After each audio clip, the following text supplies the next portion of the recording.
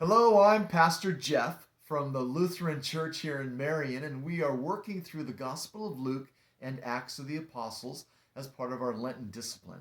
So today is Friday, March the 5th.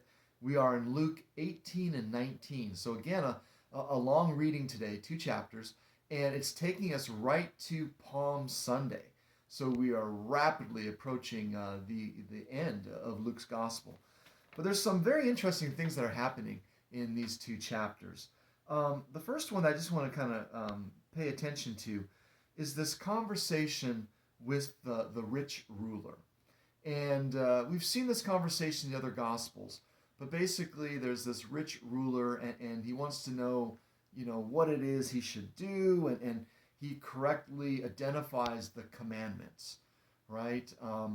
Really, the commandments can be summed up to love God and to love your neighbor, love each other. And then Jesus does what? He says, you're right, this is great. Now act on it. Now actually love your neighbor. Put this into practice. In this rich ruler's circumstance, sell everything you have and come and follow me. And of course, he goes away sad. Then there's this conversation about how difficult it's going to be for someone who's rich to get into heaven. And that famous saying about the camel through the eye of the needle, this has tried to have been explained in many different ways. I think it's as literal as Jesus says it. It's impossible. But here's the thing, it's not just for the rich, it's impossible for any of us to put ourselves right with God. And that's going to get played out as Luke 18 and 19 continues onward. Well, we get to the story at the end of 18 about the blind man. He's in Jericho. And Jesus asks, he's a blind beggar, and Jesus asks him a fairly strange question in verse 41. What do you want me to do for you? And at first we kind of go, well, the man's blind and he's a blind beggar.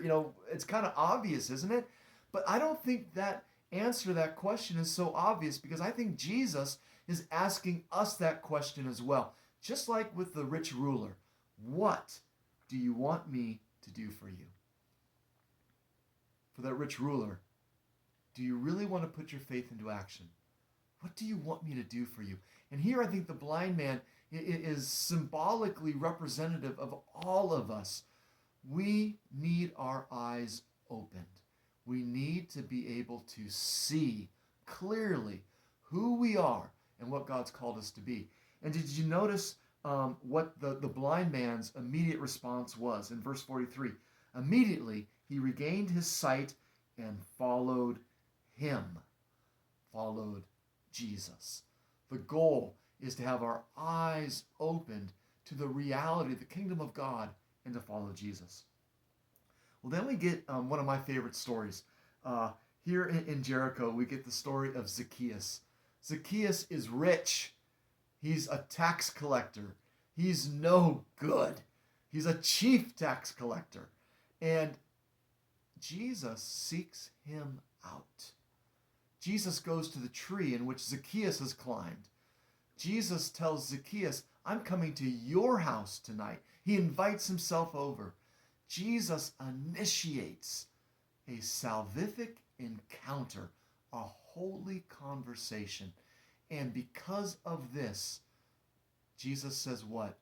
Salvation has come to his house.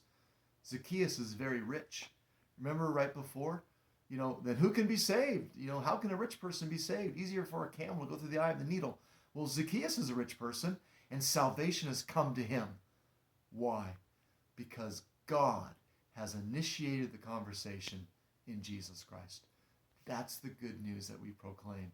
God comes to us, and God will not finish until he demonstrates his love for us on the cross. God bless you.